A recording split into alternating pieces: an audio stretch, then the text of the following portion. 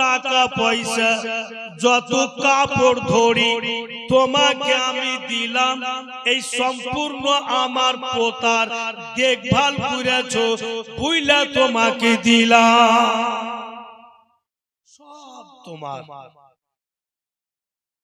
মা হালিমা বন্ধুগণের আমার বলছেন, বাবুজি আপনার পোতাকে একটু আমার কোলে বসতে দিবেন না? কে বলছেন? মা হালিমা। কাকে? নবী পাকের দাদাকে।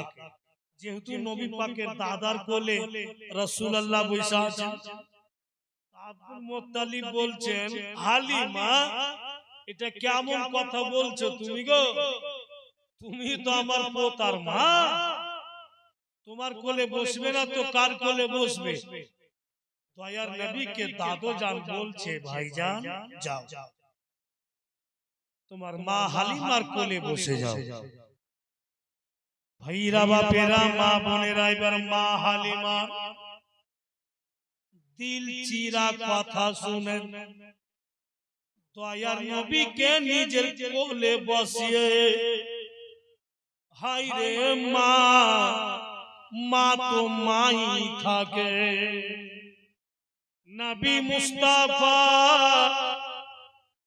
চেহারার দিকে তাকিয়ে দেখছেন মা হালিমা, আর আব্দুল মুত্তালিবকে বলছেন, ও বাবুজি আব্দুল মুত্তালিব, আপনি কাবার মাতওয়াল্লি, মক্কার সরদার, আপনি আমাকে ইনাম দিলেন আপনার পোতার দেখভাল করেছি বলে, কিন্তু আব্দুল মুত্তালিব হাকিকত আপনি জানেন না, দুনিয়া জানে হালিমা নবী পাকের দেখভাল করেছে, কিন্তু হালিমাকে জিজ্ঞাসা করেন যে কে কার সেবা করেছে, কে কার দেখভাল করেছে? তো হযরত মা হালিমা আব্দুল মুত্তালিবকে বলছেন, বাবুজি আমি আপনার পোতার দেখভাল করতে পারিনি, উল্টা আপনার পোতা আমারই দেখভাল করে এসেছে, আমারই দেখভাল করে এসেছে আপনার পোতা। ও আব্দুল মুত্তালিব, আমি কি খাবো, আমার স্বামী কি খাবে, আমার ছেলে মাসরুদ কি খাবে, আমরা থাকবো কোন জায়গাতে, আমাদের বাড়ি ঘর খাওয়া দাওয়া সম্পূর্ণ জিনিস আপনার পোতা আমরাকে দিয়ে চলে এসেছে, আর কিছুরির প্রয়োজন নাই। তাই যতটা ইনাম আপনি আমাকে দিলেন, যেমন মাসরুদ আমার বেটা, আপনার পোতাও আমার বেটা, তাই সম্পূর্ণ ইনাম আপনারই পোতার নামে রেখে দিলাম।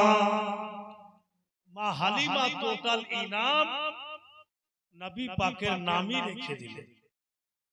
মা হালিমা বলছেন নবী পাককে, বাপুরে ভুলে যাইস না বেটা, যখন যখন আমি স্মরণ করব, তোমাকে ইয়াদ করব, ভুলে যাই না বাবা। দয়ার নবী মুস্তাফা বলছেন, মা একদম চিন্তা করিয়েন, আপনি যখন কোন সমস্যায় পড়ে যাবেন, আপনার এই লালকে আপনি ইয়াদ করে নিয়েন, আমার ইয়াদে মা আপনার সমস্যার সমাধান। নবী মুস্তাফা বললেন হযরত মা হালিমাকে। ভাইরা বাপেরা আমার, আর সত্যি মা হালিমা যা কিছু প্রপার্টি পেয়েছে, যত দৌলত হয়েছে ওনার, সব আমার আপনার নবীর সাদকাতে হয়েছে। বেরাদার আমার, নবী যদি না যাইতেন তো বন্ধুগণ হালিমার সম্মান বাড়ত না। আমার নবীকে যদি না নিয়ে যেত তো মা হালিমাকে দুনিয়ার লোক চিনত না। রাসূলুল্লাহর সঙ্গে সম্পর্ক লাগাতে মা হালিমার সম্পর্ক মানে সম্মান বেড়ে গেল। আচ্ছা বলেন, সবাই তো জানছেন যে এই পারটা হচ্ছে বাঙ্গাল আর ওই পার হচ্ছে গঙ্গা, ঝাড়খণ্ড। তো রাজমহলে আপনি লঞ্চে উঠবেন তো বাপু নদীর পানি এত কাছে, কারণ যে লঞ্চে এক এক মার্তাবা 9 খান করে লরি চাপছে। আপনার ওই 14 চাকিয়া হোক 16 চাকিয়া হোক লরি 9 পিস করে বড় লঞ্চটাতে একবার চাপছে। अब ওই লঞ্চে লোকও থাকছে। এমন ভাবে লঞ্চ আসছে যে কতটা লঞ্চ ভিতরে যাচ্ছে যে আপনি লঞ্চের চাদরাতে বসে উঠিয়া পানি খেতে পারবেন নদী থেকে। फिर भी লঞ্চ পানি के চিরে আসছে। তো সুলতান মৌলভী সাহেব চৈত্র বৈশাখে দরিয়াপুর আসবে জলসাতে, তো রাজমহল ঘুরে আসছি, তো লঞ্চে উঠলাম আর বাবু হাই রে পানি চকচক করছে গঙ্গার পানি। তো দিল বলছে कि সুলতান পানি খেলে বাঙ্গালের এরকম চকচকে পানি পাবি না। তো লঞ্চে বৈশা হাত ঝুঁকাইলাম আর পানি উঠিয়া খাচ্ছি, পান করছি। তো পানি আমাকে বলছে पीले तू भी का याद रखेगा पी। আমি তো পানি পান করলাম। अब এই পার ऐसा নামবো তো ভাবনু যে জানি না আর পাবো কি পাবো না, শেষের মতো পানি 2-4 ঢোক পান করে নি। এবার যখন পানিতে হাত বাড়াচ্ছি পান করার জন্য, তো पानी बोलছে के रोक, पीना तो दूर की बात हमको छोना भी नहीं। तो मैंने पानी को कहा ऐसा क्यों, मैंने तो एक मर्तबा तुमको पिया, तू तो खुश होकर बोला कि पी ले, तू भी क्या याद रखेगा। अब मैं तुमको पी रहा हूं तो रुकावट क्यों बनते हो। तो पानी बोलছে कि हाँ उस वक्त तूने मुझको पिया कोई दाम नहीं था, लेकिन अब मैं दाम वाला बन गया हूँ, मेरी कीमत लग चुकी है। एक ग्वाल आया था और दूध के हारे में मुझको भी मिला दिया। अब दुकान दुकान वो दूध बेच रहा है, तो मेरा रिश्ता दूध के साथ लग गया, मेरा संपर्क दूध से हो गया। अगर दूध 40 रुपया लीटर बिक रहा है तो मैं भी 40 रुपया लीटर बिक रहा हूँ, इसलिए कि दूध में मुझको मिला दिया गया, मेरा रिश्ता लग गया। तो आज सुल्तान मौलाना को कहने दिया जाए कि हलीमा अगर दूध से पानी मिल गया तो दामदार बन गया। तेरा तो रिश्ता मुस्तफा से हो गया, तेरा तो संपर्क मेरे नबी से हो गया है, तो पूरी दुनिया तो तुमको पहचान जाएगी। যার সম্পর্ক রাসূলুল্লাহর সঙ্গে হয়েছে ওর তো দাম বাড়বে, ওর তো পজিশন বাড়বে। সম্পর্কতে বাপু আসলি দাম বেড়ে যায়।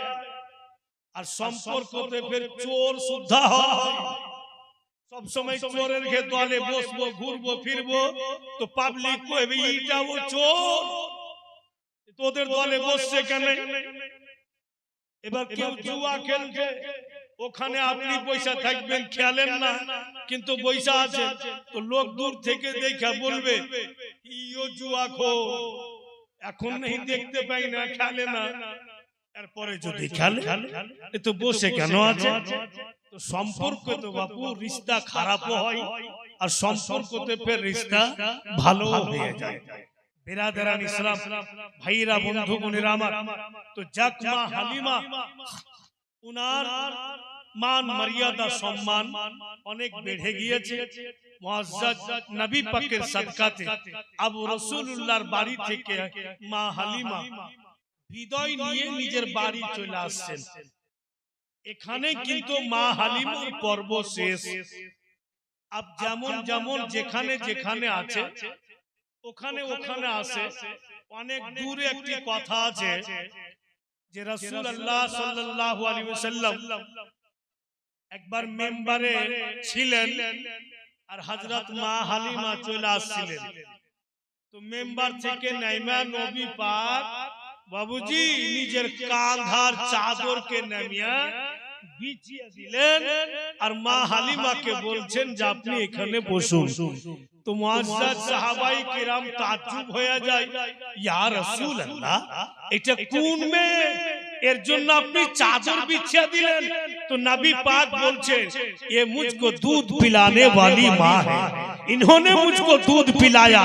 तो मुआज़्ज़ाज़ इसमें बात साफ हो गया, अगर दूध पिलाने वाली माँ अगर मुस्तफा से मुलाकात करने जाए तो अपने कांधे का चादर जमीन पे बिछा दे। जो माँ के पेट से मैं दुनिया में आया हूँ, जिस माँ को तकलीफ देके मैंने जन्म लिया, बताइए उस माँ को किस तरह हमको मालूम? उन्हीं तो शुद्ध दूध पान करिয়েছিলেন, যার জন্য কাঁধার চাদর নামিয়ে রাসূলুল্লাহ বিছিয়ে দিয়েছিলেন। আব যেই মায়ের গর্ভে থেকে আমি আপনি জগতে এসেছি, ওই মায়ের সম্মান কত দূর করা উচিত? মানুষ বাপু সবই বুঝতে পারছে যে কোনটা ভালো মন্দ, বুঝতে কেউ কম নাই, কিন্তু কেন গোলমাল হয়েছে আল্লাহই জানে। যতদিন বেটার বিয়ে দিনি বাপজি ততদিন বেটা আমার, আর যেই দিন বিয়ে দিয়ে দিমু তখন সতলা বেটা ও আর আমার। 10টা কথা বলবো তো 2টা মানবে, 8টাই মানবেন, এরকম এখন পজিশন হয়ে গেছে। তো বাপ মা ও ঢং ধরলেছে, যেদিন বিয়ে দিয়ে দিলে ওদিন বাপ মা ঘরে বসে বসে স্বামী স্ত্রী জি ভরে কাঁদলে, যাই ঝোলে বেটা নাই বিয়ে দিয়ে দিবার নাই, সব বাপ মায়ের দিলে কথা বলছে। কিন্তু ভাইরা আমার, বন্ধু বোনেরা, হযরত মা আমেনা যখন মা হালিমা বিদায় করে গেলেন নিজের বাড়ি, কিতাব লেখক লিখছেন মা বেটিরা একটু ধ্যান দিয়ে শুনবেন। মা হালিমা তো বিদায় নিয়ে চলে গেলেন বাড়ি, এবার হযরত মা আমেনা নিজের শ্বশুর বাবাকে রুটি খেতে দিয়েছে, আর পাশে নবী মুস্তাফা দাদা পোতা পারসা পারসি বৈশা আছে। হযরত মা আমেনা শ্বশুর বাবাকে খিলাইছে, আর রুটি যখন খাচ্ছেন আব্দুল মুত্তালিব, নবী পাকের মা বলছেন বাবুজি রুটি বানিয়ে আপনাকে দিয়েছি, রুটি খাচ্ছেন আপনি, ভালোভাবে খেতে পারছেন কিনা? যদি রুটি কড়া মনে হয় একটু আমাকে ইশারা করবেন, আমি নরম করে দেওয়ার চেষ্টা করব। কেমন বৌমা? এদিকে আব্দুল মুত্তালিব রুটি খাচ্ছে আর বলছে সুবহানাল্লাহ। আমেনা বলো তো বেটি, যবে থেকে তুমি আমার আব্দুল্লাহকে বিয়ে করে আমার বাড়ি এসছো রে মা, তুমি কি প্রমাণ করতে পারবে যে কোনদিন তোমাকে বৌমা বলে ডেকেছি? বলে না। তো কি বলে তোমাকে ডাকছি রে মা? তো হযরত মা আমেনা বলছেন, নবী পাকের মা বলছেন যে কখনো বেটি বলে ডাকছেন, কখনো মা বলে ডাকছেন। আব্দুল মুত্তালিব বলছেন আমেনা যখন মা বলে ডাকছি তুমি কি বুঝতে পারো না কেন তোমাকে মা বলে ডাকি? যেই দিন তুমি আমাকে আব্বা বলেছো সেই দিনই আমি মক্কাবাসীকে বলে দিয়েছি আজকে থেকে তোমরা কেউ বলিও না যে আব্দুল মুত্তালিব বেঁচে নাই। আমার মাকে যদি দেখতে চাও, আমার আমেনাকে দেখে না। শ্বশুর বলছে, মা তুমি যখন আমার মা, আর মা যখন ছেলের জন্য রুটি হোক বা খাবার হোক, মা যখন বানাই বেটি ছেলেদের জন্য কখনো খারাপ হয় না রে মা। আব্দুল মুত্তালিব যেমনই বলেছে, হযরত আমেনার দোনো চোখে পানি। আব্দুল মুত্তালিব বলে, বেটি কেন কাঁদছো মা? বলে, বাবুজি যখন মেয়েরা বাপ মায়ের বাড়ি ছেড়ে শ্বশুর শাশুড়ির বাড়ি যায় তো বাপের কমি মেহসুস হয়, মায়ের কমি মেহসুস হয়। আমি কত কিসমতওয়ালি যে শ্বশুরের রূপে আপনার মতো বাপ পেয়েছি। কেমন পরিবার ছিল রাসূল আল্লাহর পরিবারে, পুরা জীবন যাপনের তারিকা বয়ান আছে। পারিবারিক সব কথাও পাওয়া যায়। अब আলোচনা হতে হতে চট করে হযরত মা আমেনা বলছেন, বাবুজি একটা কথা বলতাম। আব্দুল মুত্তালিব বলছেন, বলো কি কথা?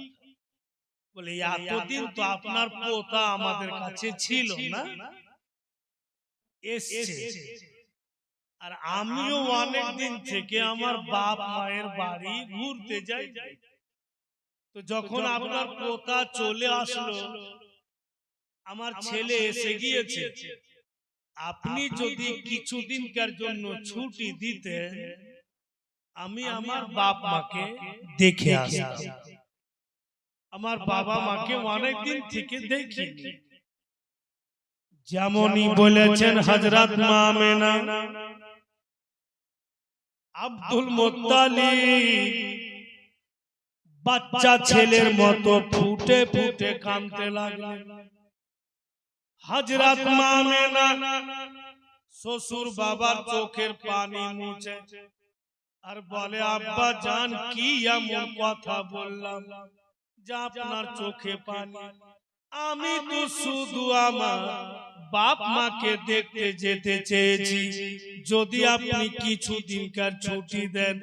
বন্ধু, বেটিরা শুরু থেকে বেটিদের জীবনে ওদের জীবনকে ভাইবা দেখছি আমি, তো কষ্টই কষ্ট।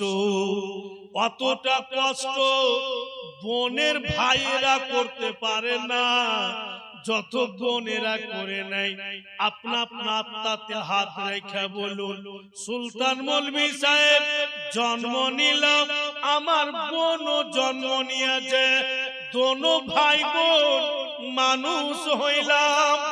আমি কিন্তু 7 বোনের ভাই। মৌলানা তাইমুর সাহেবের 7 বেটি বেরাদার।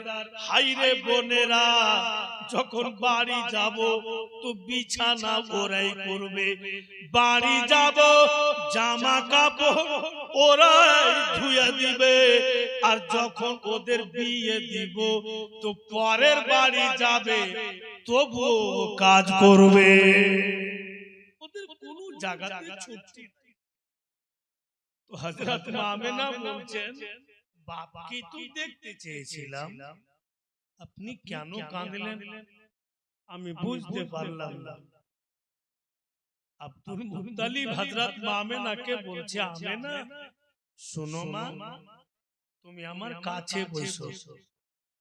তো শ্বশুরের কাছে বসলেন হযরত মা আমেনা। বাবুজি বলে, তুমি বুঝতে পারোনি আমেনা, তুমি বুঝতে পারোনি যে তুমি আমার কাছ থেকে ছুটি চাইলে কিছুদিনকার জন্য, আমার চোখে পানি কেন আসলো? ইয়াদ করো তুমি, যখন আমার আব্দুল্লাহ বিজনেসে যাওয়ার জন্য আমার কাছ থেকে ছুটি নিয়েছিল। আমার তো 10 বেটারে মা, কিন্তু সব চাইতে আমি আমার আব্দুল্লাহকে ভালোবাসি।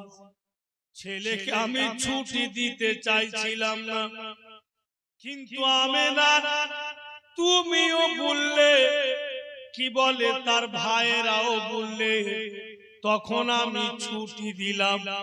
আমার কলেজার টুকরা বেটি বিজনেস করতে গিয়ে জীবিত বাড়ি ফিরে নিরে মা।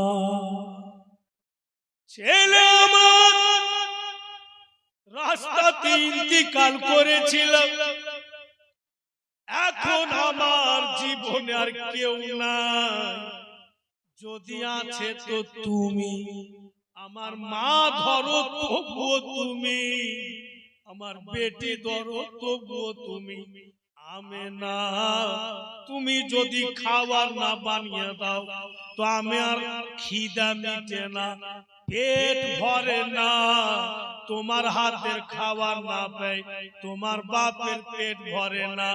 আজকে তুমি আমার কাছ থেকে তোমার বাবা মায়ের বাড়ি যাবে বুইলা তুমি ছুটি চাইলে, তাই আমার হুট করে দিল বইলা উঠলো আমার আব্দুল্লাহর মতো আমেনাও যদি জীবিত না ফিরে এই বৃদ্ধর জীবন কেমন কাটবে। আমেনা বলে আমার চোখে পড়ে, যাক বেটি তুমি যখন বলাই দিয়েছো তোমার বাপ মাকে দেখতে ইচ্ছা করছে, আমেনা যাও বেটি, আমি তোমাকে 1 সপ্তাহ ছুটি দিলাম। 8 দিন থাকবে, ওর চাইতে বেশি থাকিও না মা। 8 দিনকার ছুটি দিলে আব্দুল মুত্তালিব বলেন কেটা কেটা যাবে রে মা। হযরত মা আমেনা বলেন যে আমি যাব, আপনার পোতাকে সঙ্গে নিব, আমার ছেলেকে আর আমাদের দাসী উম্মে আইমানকে নিয়ে যাব। হযরত আব্দুল্লাহর একটা দাসী বাড়ির কামকাজ করত, যার নাম উম্মে আইমান, ওকে সঙ্গে করে আমরা 3 জন যাব। তখন আব্দুল মুত্তালিব বলেন ঠিক আছে চল, তোমরা কে একটু আগিয়ে দি। আগিয়ে দিল, আর ফির আব্দুল মুত্তালিব নবী পাককে বলছে ভাই আমেনা শুধু তোমার মা, সে কথা নয়, আমেনা আমারও মা, ভাই জলদি ফিরবে। এই বইলা কিন্তু পোতাকে বৌমাকে দাসীকে বিদায় করে দিলে। মক্কা আর মদিনার বর্ডারে নবী পাকের নানার বাড়ি, উনার নানার নাম কিতাবে লিখছে ওয়াহিব বিন জাহরি, মানে ওয়াহিবের বেটা জাহরি। তো ওয়াহিব বিন জাহরির বাড়ি যাচ্ছেন হযরত মা আমেনা। আর যেমনই বাপু বাপের দেশে গিয়েছে, যারই বাবা নজর করছে নবী পাকের উপরে, সেই কিন্তু বলছে আমেনা একদিন আমার বাড়িতে দাওয়াত নিয়ে নাও। ফের অন্য কে বলছে আমেনা বেটি তুমি তো আসোই না, এসছো বাবা তো তোমার নুরানি ছেলেকে নিয়ে একদিন আমার বাড়িতে দাওয়াত নিয়ে নাও। সবাই কিন্তু বাপু দাওয়াত করতে লাগলো। যেই কেউ নবী পাকের চেহারা দেখছে সেই কিন্তু বলছে আমেনা একদিনকার জন্য আমার বাড়িতে তোমার লালকে রাখো, তোমার লাল যেমন চমকিছে আমার বাড়িও তেমন চমকিবে। সবাই কিন্তু দাওয়াত করতে লাগলো। ভাইরা আমার, বন্ধু মনিরা আমার, আমার নবী এমনই যে সবাই কিন্তু দেখে দেখে দাওয়াত করতেছে, ভুলেই বেরাদার। এই জন্য তো আমরা অহরহ বাংলা ভাষাতে নবী পাকের শানে গুনগুন করে গাই আর বলি কারণ বেরাদার আমার আকা মাওলার তারিফ করতে করতে আমাদের জিন্দেগি শেষ হয়ে যাবে, কিন্তু রাসূলুল্লাহর তারিফ শেষ হবে না। আকা মাওলার জীবন বয়ান করতে করতে সুলতান মৌলভী 36 বার মরবে আর জন্মিবে, কিন্তু রাসূলুল্লাহর জিন্দেগি শেষ হবে না। উনার প্রত্যেক কথাই শোনার মতো।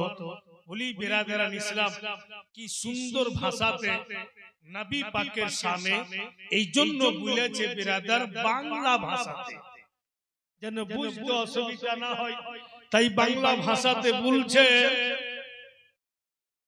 कि नूर नबीजी मर्तबा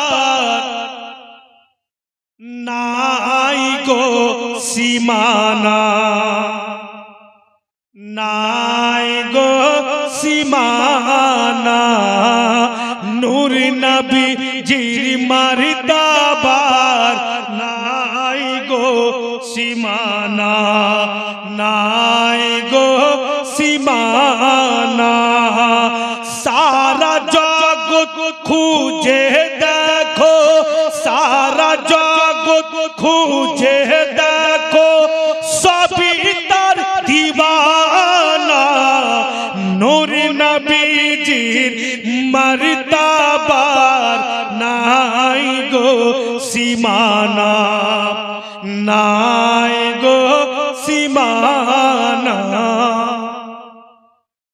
পুরোটা বলবো, জোরে বলুন ইয়া রাসূলুল্লাহ। কে সৃষ্টি করিলেন আল্লাহ নবীকে আপন নূরে হেতে, আর মানব রূপে পাঠালেন মহাকারী ভূমিতে, আর নবীর নূরে আলোকিত, নবীর নূরে আলোকিত ये सारा जमाना, नूर नबीजीर मर्तबार नाई गो सीमाना, नाई गो सीमाना। मेघ छाया करे रोद ना लागे गाए, আর পাথর গোলে মম হয় ব্যথা না দেয় পায়ে। মেঘ ছায়া করে রোদ না লাগে গায়ে, পাথর গোলে মম হয় ব্যথা না দেয় পায়ে। আর ডুবা সূর্য ফিরে আসে, ডুবা সূর্য ফিরে আসে, চাক হয় চাঁদের সিনা, নূর নবীজির মর্তবার নাই গো সীমানা, নাই গো সীমানা। আর আবু জেহেল বলে কি আছে মোর হাতে, ঈমান নিয়ে আসিব যদি বলে দিতে পারে। আবু জেহেল বলে কি আছে মোর হাতে, ঈমান নিয়ে আসিব যদি বলে দিতে পারে। আর পাথরি হাতে কলমা পড়ে, পাথরি হাতে কলমা পড়ে, দাই নবীর ঠিকানা, নূর নবীজির মর্তবার নাই গো সীমানা, নাই গো সীমানা।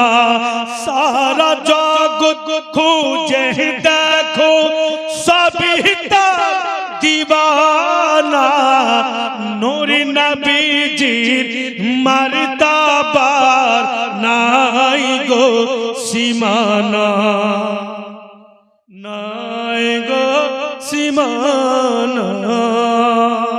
একবার দরুদ পাক পড়ুন, আল্লাহুম্মা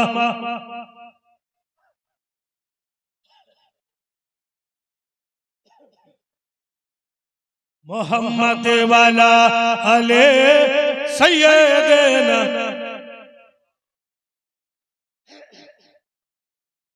ভাইরা বাপিরা মা বোনেরা হঠাৎ করে উম্মে আইমান হযরত আব্দুল্লাহর দাসী হযরত মামেনাকে বলছেন, আমেনা গো কদিনকার ছুটি নিয়ে এসছো, কদিনকার ছুটি নিয়ে এসছো। নবী পাকের মা বলছেন 1 সপ্তাহ 8 দিনকার ছুটি নিয়ে এসেছি। উম্মে আইমান বলছেন, আমেনা তুমি কি দিন গণতি করেছো যে আজকে কয়দিন হইল মক্কা নগর ছাড়া? হযরত মামেনা বলেন, আমি দিন গণতি করিনি। আজকে এর দাওয়াত, কালকে ওর দাওয়াত, আর করির দাওয়াত, এই দাওয়াত নিতে নিতে কদিন যে কাটলো আমি গণতি করি নাই। উম্মে আইমান বলছেন, আমেনা তুমি গণতি করনি, কিন্তু আমি গণতি করেছি। মক্কা নগর ছাড়াকে আমাদের কদিন কাটলো, কিন্তু আমেনা তোমার ভয়ে আমি তোমাকে বলতে পারিনি। হযরত মামেনা বলতেছেন, আইমান তুমি যখন দিন গণতি করেছো একটু বলো মক্কা নগর ছাড়া কদিন কাটলো? উম্মে আইমান বলছেন, আমেনা আজকে মক্কা নগর ছাড়াকে পূর্ণ 30 দিন কাটলো। 1 সপ্তাহর ছুটি নিয়ে গেছে আর 30 দিন কেটে গেল, 1 মাস। হযরত মামেনা বলছেন, আইমান আর লেট করতে হবে না, কাপড় দড়ি বেঁধে নাও, চলো মক্কা নগর চলে যাই। ওয়াহিদ বিন জাহরি বলছে, বেটি আমেনা আর কিছুদিন থাকবে না মা? 1 মাস থাকলো তবুও বাপ মায়ের দিল ভরে না। 1 মাস থাকছে তবুও বাপ মা বেটির চেহারাকে দেখছে, বাবা মায়ের চোখে পানি আসছে। হযরত মামেনা বলছেন, বাবুজি আপনি তো জন্মদাতা বাপ, আর যেটা কাছে আমাকে দিয়েছেন ওখানে যে আমার একটা বাপ আছে, আপনার কাছে বেশি দিন থাকবো, আমার ওইটা বাপ যে হারিয়ে যাবে, ওটা বাপ যে রাত দিন কাঁদবে, আমাকে যেতে দেন বাবু, আমাকে রুকিয়েন না। হযরত মামেনা বাপ মায়ের কাছ থেকে আদেশ নিয়ে আপ কিন্তু মক্কা নগর আসছেন। বাপু গ্রাম পার হয়ে গেছে, আর যেমনই মাঠের রাস্তাতে গিয়েছে হযরত মামেনা বলছেন উম্মে আইমানকে, দাঁড়াও ও উম্মে আইমান, এই জায়গা থেকে মক্কা নগর যাওয়া 2টা রাস্তা, একটি সোজা একটি বেঁকা হবে। কোন রাস্তা দিয়ে যাবে আইমান? উম্মে আইমান বলছেন, আমেনা যেটা রাস্তা তোমাকে সুবিধা মনে হয় সেই রাস্তা দিয়ে চলো। হযরত মামেনা বলছেন, আইমান একটি কাজ করো, যেই রাস্তা দিয়ে এসেছি ওটা রাস্তা দিয়ে যাব না, চলো চলো মাঠের ভিতর দিয়া, ময়দানের ভিতর দিয়া একটা রাস্তা আছে, খুবই শর্টে হবে, চলো এই রাস্তা দিয়া যায়। ঠিক বিরাদার মাঠের রাস্তা ধরে নিলেন, আর মাঠের মধ্যে যখনই গিয়েছেন হযরত মামেনা চলার যেটা স্পিড ছিল, জলদি জলদি হাঁটছিলেন, ওটা বাবুজি কমে গেল, চলার স্পিড একদম ধীমি হয়ে গেল। হায়রে উম্মাইমা, মা আমেনার দিকে দেখছেন, আমেনা আজকে এমন কেন করছে, এত আস্তে আস্তে কেন হাঁটছে, এত বড় ময়দান, আমাদের সঙ্গে কোনো লোক নাই, আমরা কে দিনে দিনে মাঠ ময়দান পার হইতে হবে। উম্মাইমান বলছেন আমেনাকে, ওগো আমেনা, একটু জোরে জোরে চলো, একটু হাঁটার স্পিড বাড়াও, কারণ যে দিনে দিনে মাঠ পার হয়ে যাবে। কিন্তু হযরত মা আমেনা টোটালি স্পিড বাড়ান না, আস্তে আস্তে হাঁটছেন, আর ফের গোটা ময়দানে চতুর্দিকে নজর ঘুরাইতে আছে। মনে হচ্ছে উনি কিছু খোঁজ করছেন। উম্মাইমান খালি টুকটুক করে আমেনার দিকে দেখছেন, আজকে এর হালাত এমন কেন, কি খোঁজ করছে আমেনা তো বড় ময়দানে, কিছু তো বুঝতেই পারি না। হযরত মা আমেনা নজর ঘুরাতে ঘুরাতে, বিরাদরান ইসলাম ভাইরা বাপেরা আমার, বন্ধু বোনেরা, ওনার চোখের সামনে একটি গাছ পড়লো। আর যেমনই গাছকে দেখেছেন উনি, হযরত মা আমেনা গাছের কাছে গিয়ে আর গাছ তলার মাটি উঠিয়ে হযরত মা আমেনা নাকে লাগা, গাছ তলার মাটি উঠিয়ে সুঙ্ঘে দেখছে, বলতেছে উম্মাইমা এমন কেন করছো, মাটি সুঙ্ঘে কেন দেখছো।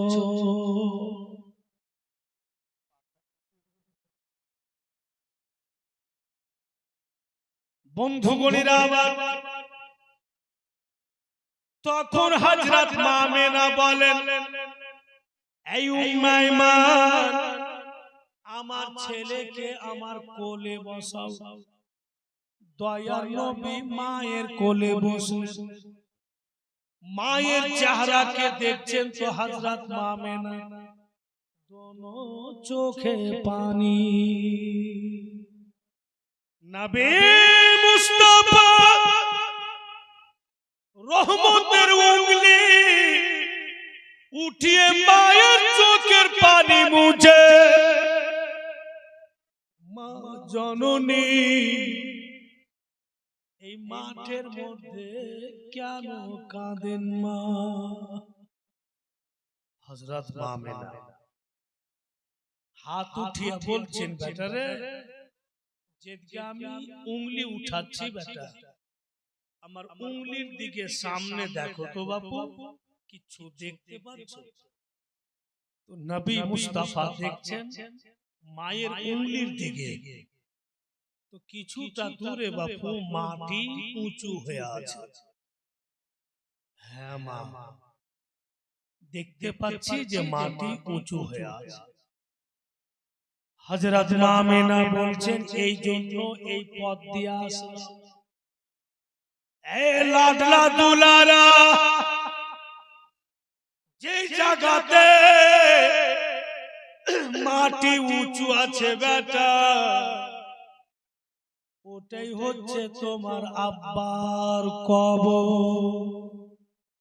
বুঝলাম, আমি এই পথ দিয়ে আসলাম, বলা যায় না তোমার আব্বার কবর তোমাকে কেউ দেখাবে কিনা। বাপু তুমি দেখে নাও।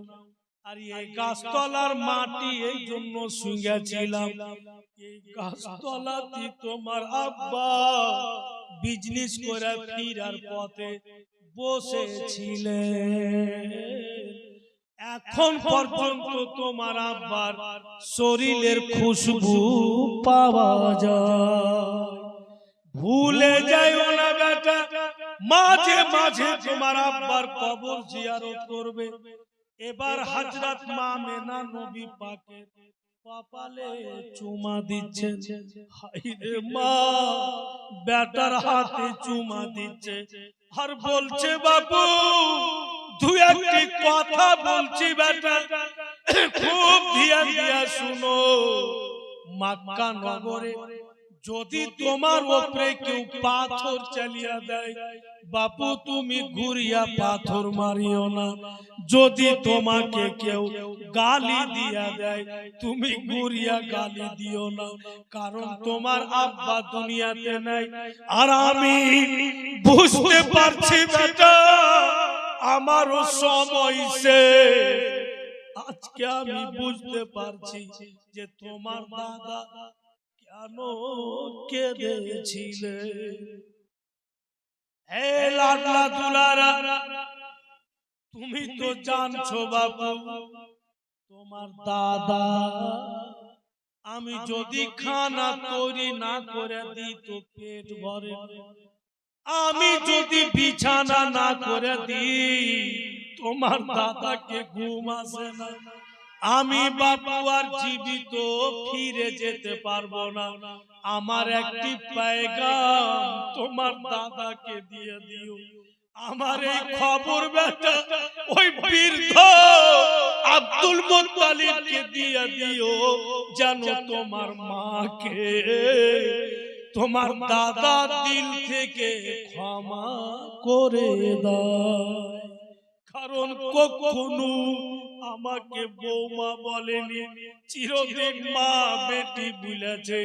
হায়রে উম্মে আইমান বিশাল চিন্তায় পড়ে গেলেন। চট করে নবী পাককে টেনে আঁচলে ঢাইপা নিলেন। উম্মে আইমান হযরত মা মেনা হযরত আব্দুল্লাহর মতো একবার উপরে দেখলেন, তারপরে নিচে নজর করলেন। উনার দেহ থেকে রূহ বেরিয়ে গেল। যেমনই রূহ বেরিয়েছে, হায়রে উম্মে আইমান বলে পরওয়ারদিগার তুমি আইমানের কোন পরীক্ষা নিচ্ছ?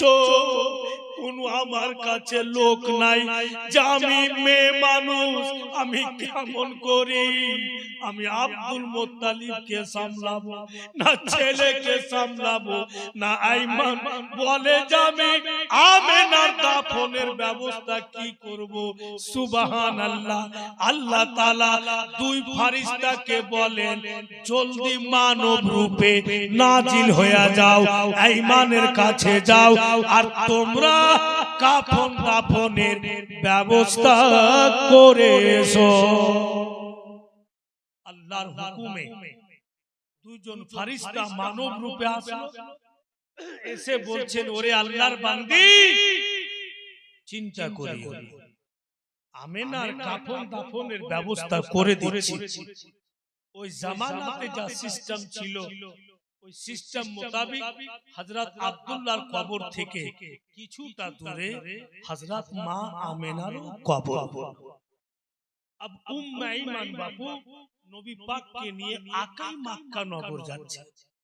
তখন নবী পাকের বয়স কত লিখছে কিতাবে 6 বছর মাত্র।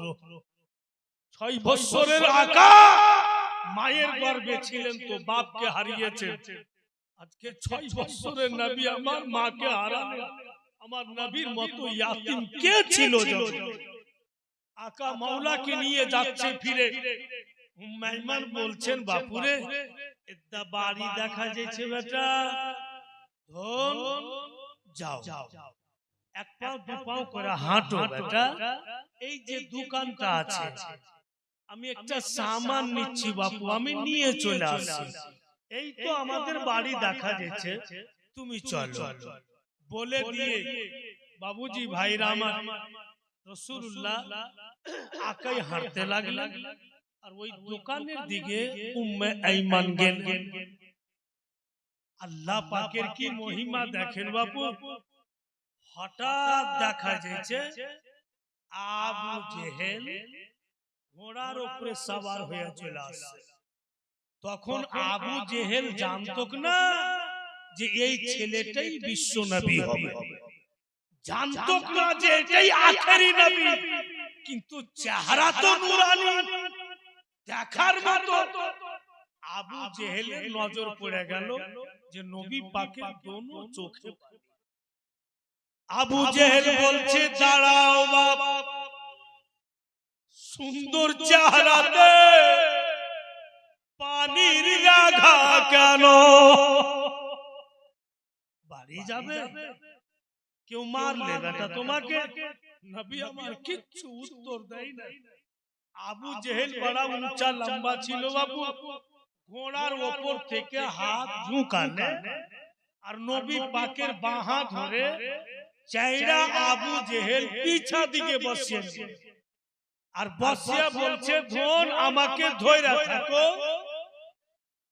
ঘোড়া যখন চলবে তো ফির তুমি পড়ে যাবে বেটা, আমাকে ধইরা থাকো। যেমনই পিছা দিকে বসাইলে আবু জেহেল ঘোড়াকে চাবুক মারছে, তো কসম খোদা এক ডাগও চলে না, একদম দাঁড়িয়ে গেল। আবু জেহেল চাবুকের উপরে চাবুক মারছে। হায়রে জানবার, এক কদম চলে না। কেন চলে না? ঘোড়া বলছে, আল্লাহ যার জন্য তুমি সারা জগৎ বানিয়েছো, ওই নবীকে আবু জেহেল পিছন দিকে বসিয়া রাখবে, আমি চলবো না, এতে আমার জান চলে যায়। সুবহানাল্লাহ। ঘোড়া তখন বারবার জমিনে পা মারছে আর সামন দিকের পা উঠিয়ে নিচ্ছে, তো পিছন দিক ঝুঁকে যাচ্ছে। আবু জেহেল ভয় পেয়ে গেল, ছেলে বোধহয় পড়ে যাবে। তখন নবী পাককে টেনে সামনে বসিয়ে নিল, আর যেমনই সামনে বসিয়েছে, জানোয়ারকে চাবুকও মারতে হয় না, ইশারাও করতে হয় না, সুন্দরভাবে চলতে লাগলো।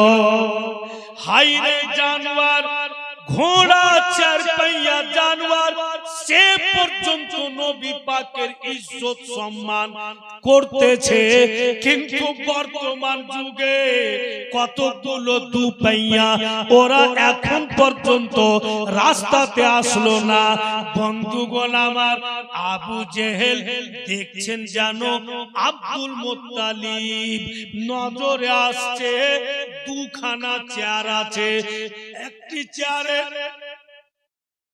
আব্দুল মুত্তালিব বসে আছেন, আর দ্বিতীয় চেয়ারে দুইটা পা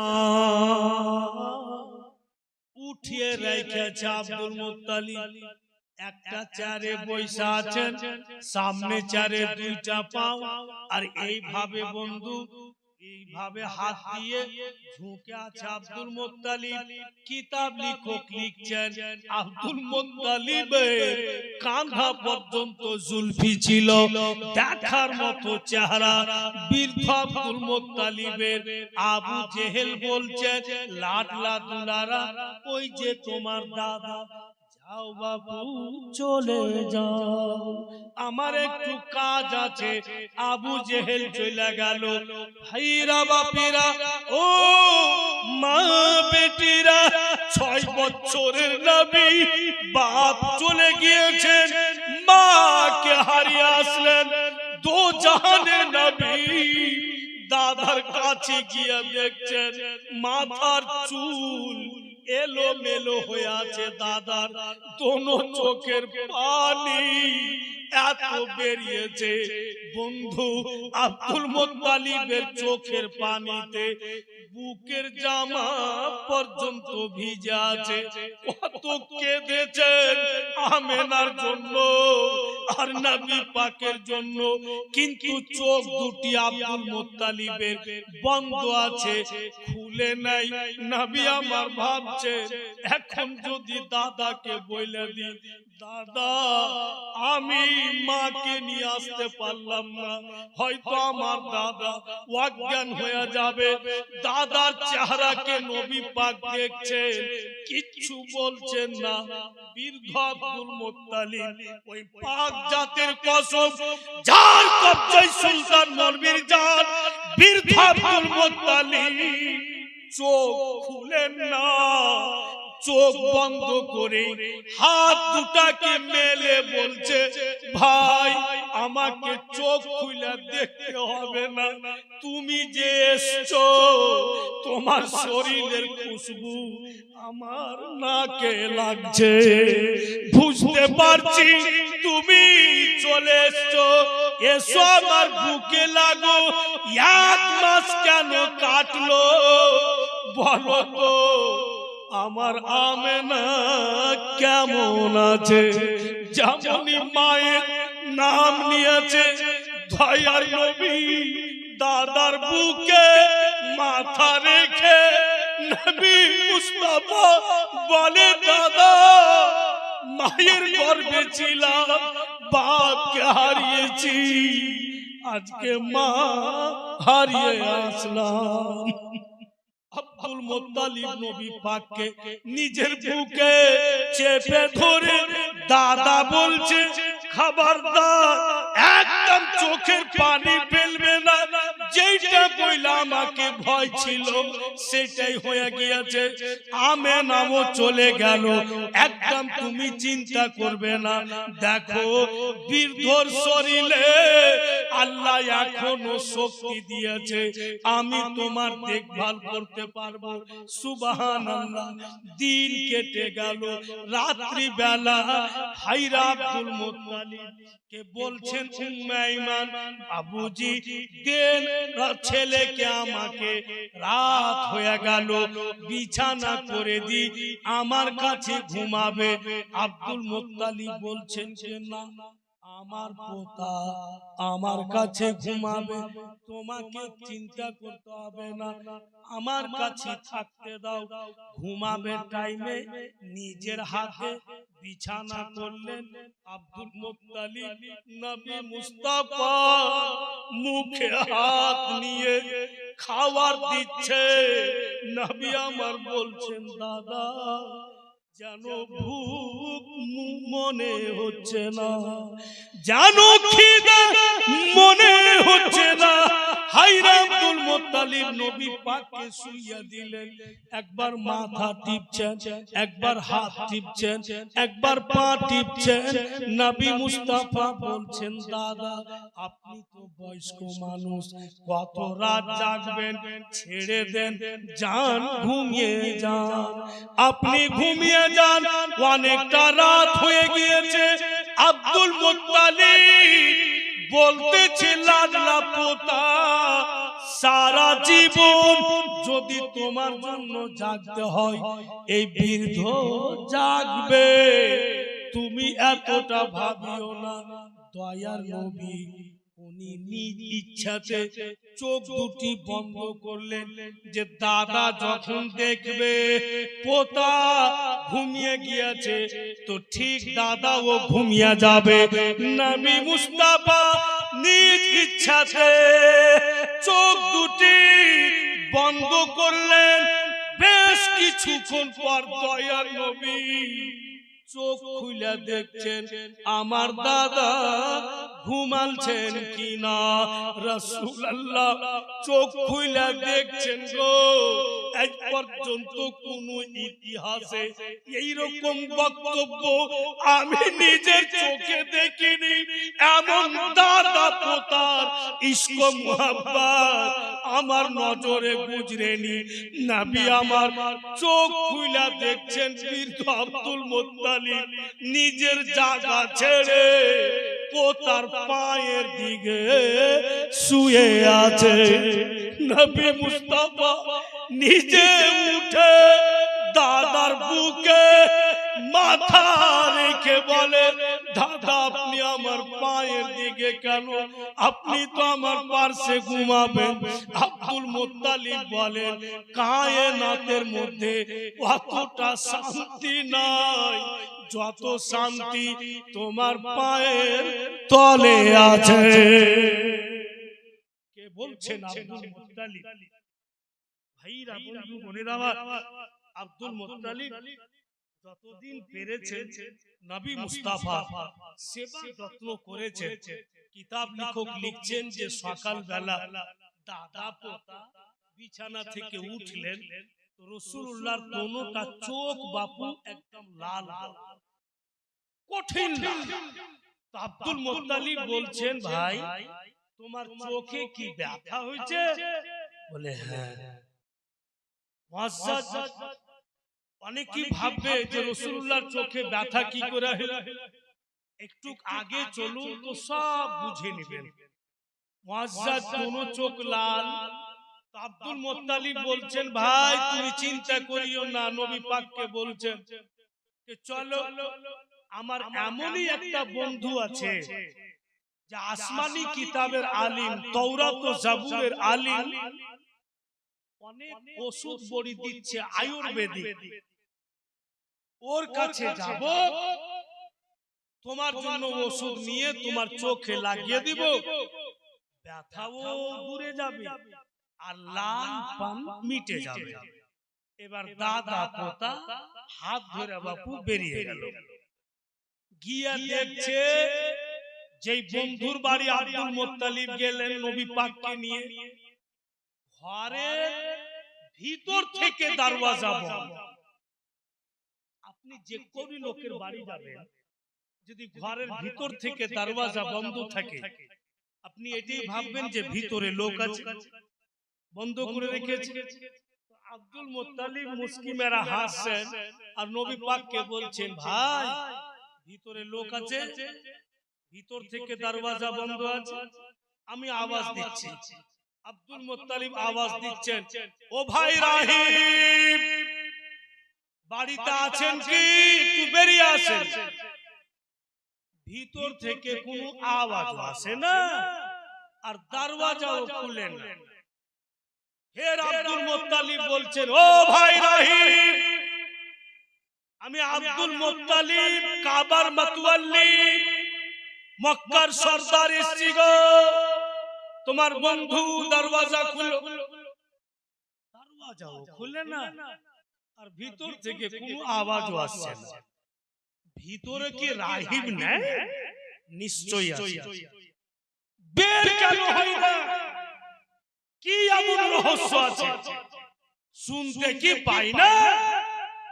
যখন বাপু আব্দুল মুত্তালিব আওয়াজ দেয়, তখন ওই রাহিব আসমানি কিতাব জাবুর শরীফ পড়িছে, জাবুর শরীফকে তেলাওয়াত করছে আর এমন বয়ান করছে ওই রাহিব যে বিশ্ব নবীর নাম কি হবে ওই কিতাবে পড়ছে, নবী পাক দেখতে কেমন হবে ওই কিতাবে পড়ছে, নবী পাকের বলি কেমন হবে ওই কিতাবে পড়ছে, নবী পাকের চোখ কেমন হবে ওই কিতাবে পড়ছে। আর নবী মুস্তাফার বয়ান পড়তে পড়তে এতই দিওয়ানা হয়েছে রাহিব যে কেউ বাহির থেকে আওয়াজ দিচ্ছে, কানে আওয়াজই কথা বুঝা। আপনার যদি ধ্যান অন্যদিকে পূর্ণ ধ্যান থাকে আর কেউ যদি আপনাকে আওয়াজ দেয়, আপনি কিন্তু সহজে শুনতে পাবেন না, কারণ যে আপনার মস্তিষ্ক অন্যদিকে লেগে আছে, আপনার কাছে আওয়াজ যাচ্ছে না। যখন রাহিব শুনতে পাইলে না আর দরওয়াজা খুললে না, সুবহানাল্লাহ, সাদকে যাও মুসলমান নবীর প্রতি, নিজের কিসমতের প্রতি নাজ করেন। রাহিবের ছাপ আল্লাহকে বলছে, দয়ালু তোমার হাবিব দরওয়াজাতে দাঁড়িয়ে থাকবে আর রাহিব বের হবে না। আল্লাহ তুমি হুকুম করো রাহিবের উপরে পড়ে যা। রাহিবের ছাত বলছে আল্লাহকে, আল্লাহ তুমি হুকুম করো রাহিবের উপরে পড়ে যাই, ওর কিস্সা তামাম করে দিই। বাহিরে নবী পাক থাকতে বের হবে না। তো আল্লাহ বলছেন ওরে ছাড়, যদি পড়ে যাইস তো রাহিব তো মারা যাবে, আর রাহিব যদি মারা যায় এখানে আমার নবী একটি মুআজিজা প্রকাশ্য হবে, আর ওই মুআজিজা এই রাহিবের দ্বারাতেই প্রকাশ্য হবে। একে যদি মেরে দেওয়া হয় তো মুআজিজায়ে রাসূল কি করে প্রকাশ্য হবে? বলে ছাড়, তোমাকে পড়তে হবে না, তুমি এক কাজ করো, ঝুঁকতে ঝুঁকতে রাহিবের মাথাতে কট করে লেগে যাও আর ফের উপরে উঠো, ফের নিচে নামো, এমনি 2-4 বার করো, উনি জি ভাইগে যাবে ঘর থেকে, যে আমার জান চলে যাবে। এবার রাহিব বাপু কিতাব পড়ছে আর ছাদ কিন্তু নেমে আসছে, এইসা ওর মাথায় ঠেকেছে। ও মাথায় কি ঠেকলো? তো হাত তো উঠেছে, তো হাত উঠেছে তো লেগে যাচ্ছে হাত, দেখছে তো ছাদ, আর যেমনই দেখেছে ফের ছাদ বাপু উপরে উঠছে, আর জিন্দেগি ভালো থাকবে, কোনো ভিলোকে থাকবে। আমার এখনো মনে আছে 2012 সালে ঘন ঘন ভূমিকম্প, বেশিক্ষণ না, হালকা হালকা করে কিন্তু হতো খুব। তখন আমি সারদহ মিস্ত্রি পাড়াতে জীবনী বলছিলাম। তো সকাল 11টার দিকে আমরা বাজার গেছি, একটা বেঞ্চে আমি একাই বসে আছি, আর একটা বেঞ্চে 3টা মৌলভী সাহেব। তো বেরাদার ওখানে আমরা বসে আছি, তো ওই মৌলভী সাহেব 3টা বলছে যে রাত্রে লাগছে, খুবই বই গেছেন 2-4 ঘন্টা। আমি কেন গো? বেঞ্চ সহজে হিলছে, ওরকে দিকে দেখছি তো ওরাও হিলছে, তোমরাও যে হিলছো। সবটা লোক দেখছি তো নাপিতের দোকানে দাড়ি কাটার গেলে লাইন দিয়ে বসে আছে, নাপিতের ঘর হিলেছে, ভাগছার বলছে মাগে মরু, ভাগ রে, দুনিয়া হিলছে মাগে মরু। আরে পাগলা, দুয়া দুয়া কিছু কহা, কইছে মাগে মরু, তো কহে তুই বাইক যাবি, ভাগ কোনটা ভাগ? এমন মুসলমান যে মুখ থেকে একটি দুয়ার শব্দ বের হয় না, বলছে মাগে মরু, উপায় তো একটু সামান্য হিললো তো তাহাস নাহাস শুরু হয়ে গেল। আর রাহিবের ছাতে বাপু ছাদ ঝুঁকছে, ওর মাথায় লাগছে আর ফের উপরে উঠছে। তো রাহিবের হালাতটা কি হবে? জানের ভয়ে চট করে দরওয়াজা খুলে আর বেরিয়ে চলে আসে।